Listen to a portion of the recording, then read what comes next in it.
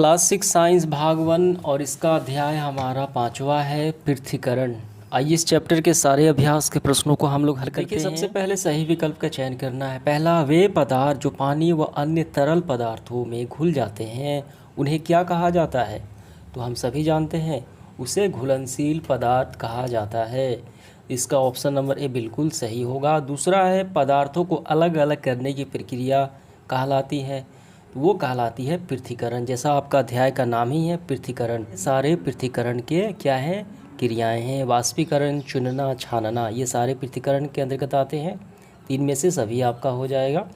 इसके बाद का नंबर, जल में अघुलनशील एवं जल से भारी कण बर्तन के पेंदे में जम जाने की क्रिया कहलाती है। तो वो कहलाती है पेंदे में बैठने और जमने की थिराना उसे कहा जाता है। देखिए यहाँ पे, ठीक है, यहाँ पे बैठ गया है, तो इसका ऑप्शन नंबर सी बिल्कुल सही होगा। इसके बाद देखिए अगला क्या है, थिराने के बाद जमे हुए पदार्थ से जल या अन्य द्रव को अलग करना, वो क्रिया क्या कहलाती है? देखिए अभी हमने देखा जो पदार्थ पेंदी में जम जाते हैं और उसे बाहर निकालना, देखिए जल को बाहर निकाला जा रहा है और ये पदार्थ जमा हुआ है, तो इस प्रक्रिया को क्या कहा जाता है? निथारना कहा जाता है। ठीक है, तो इसका ऑप्शन नंबर ए बिल्कुल हमारा सही होगा। इसके बाद देखिए अगला क्या है, जब मिश्रण बहुत कम मात्रा में हो तो उसे अलग करने की कौन सी बेहतरीन जो विधि है बेहतरीन मानी जाती है? देखिए अलग काफ़ी कम मात्रा में हो मिश्रण में जो अवयव मिले हैं तो उसे हम चुनकर भी आसानी से निकाल सकते हैं। ठीक है, इसके बाद देखिए रिक्त स्थानों की पूर्ति करें। पहला क्या है, देखिए पहला क्या है, गेहूं के दाने को भूसियों से अलग करने की विधि कहलाती है। इसे क्या कहा जाता है? ये विधि कहलाती है ओसाना। गेहूं नीचे गिर जाता है और भूसी बाहर हवा के माध्यम से बाहर अलग हो जाती है। ठीक है, ओसाना कहा जाता है। ठीक है, ये विधि हो गई। इसके बाद देखिए, समुद्र के जल से नमक डैश विधि द्वारा प्राप्त होता है। ये वाष्पीकरण विधि द्वारा, ठीक है, वाष्पीकरण विधि द्वारा प्राप्त होता है। वाष्प द्वारा नमक भाप में बदल जाते हैं। समझ में आ गया। इसके बाद ग नंबर, चाय की पत्ती को चाय से अलग करने की क्रिया कहलाती है, वो हम छान कर करते हैं। ठीक है, छानना या छानकर। इसके बाद क्रोमेटोग्राफी का उपयोग पेड़ पौधे में पाई जाने वाली दवाइयों को डैश करने के लिए किया जाता है। तो क्रोमेटोग्राफी में जो दवाइयाँ होती हैं पेड़ प्लांट की, उसको अलग करने के लिए ये प्रयोग में किया जाता है। ठीक है, तो यहाँ पे हम भरेंगे अलग। ठीक, इसके बाद देखिए हमारा सब्जेक्टिव क्वेश्चन है 3 नंबर, मिश्रण से अवयवों को अलग करने की ज़रूरत क्यों होती है?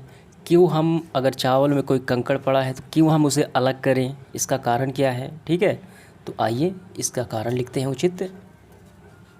तो इसका आंसर हम यहाँ से करेंगे, किसी पदार्थ का उपयोग करने से पहले उसमें मिले हानिकारक तथा अनुपयोगी पदार्थ को अलग करना आवश्यक है।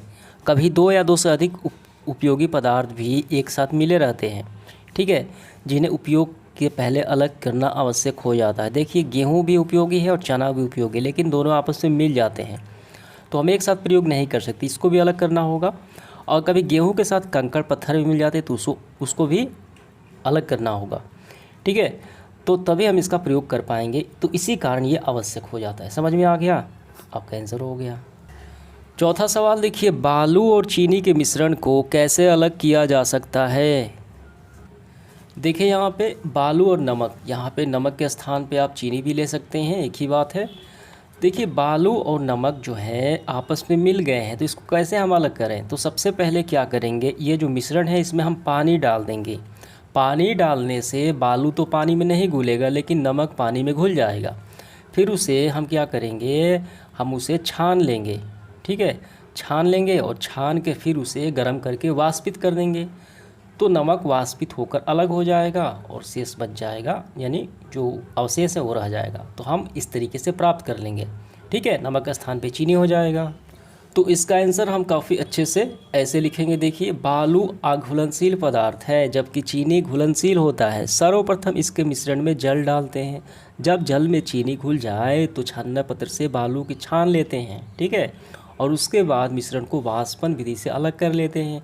इस प्रकार चीनी और बालू मिश्रण को अलग कर सकते हैं। तो ये आपका क्लियर हो गया। इसके बाद देखिए इस सेशन का आखिरी सवाल हमारा तीसरा, पृथ्वीकरण की किन्हीं 3 विधियों का हमें वर्णन करना है। तो सबसे पहले आपको ये लिखना है पृथक्करण की 3 विधियाँ निम्नलिखित है। पहला ओसाई, दूसरा वाष्पीकरण, तीसरा चालना। तो इनके बारे में आपको लिखना है। तो सबसे पहले आप ओसाई लिख के डैश दीजिए और ये पूरा आपको लिख लेना है। इसके बाद चालना है, तो चालन विधि में हम यहाँ से करेंगे गेहूँ अथवा धान की दोनी एक या ओसाई के बाद यदि उसमें मिट्टी, कंकड़, डंटी आदि रह गए तो चालन विधि से हम अलग कर सकते। देखिए यहाँ पे चाला जा रहा है, ये दूसरा हो गया। और तीसरा हम लिख लेंगे वाष्पीकरण।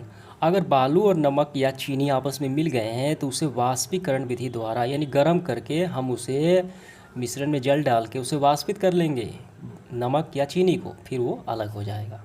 समझ में आ गया? तो इस तरीके से आपको कर लेने हैं। इसके बाद देखिए विचार करें, ये 2 हैं। हालांकि ये परीक्षा के दृष्टिकोण से नहीं है, फिर भी यहाँ पे मैं स्क्रीनशॉट लगा देता हूँ, आप कर लेना है आपको। और ये सेशन हमारा समाप्त होता है। धन्यवाद।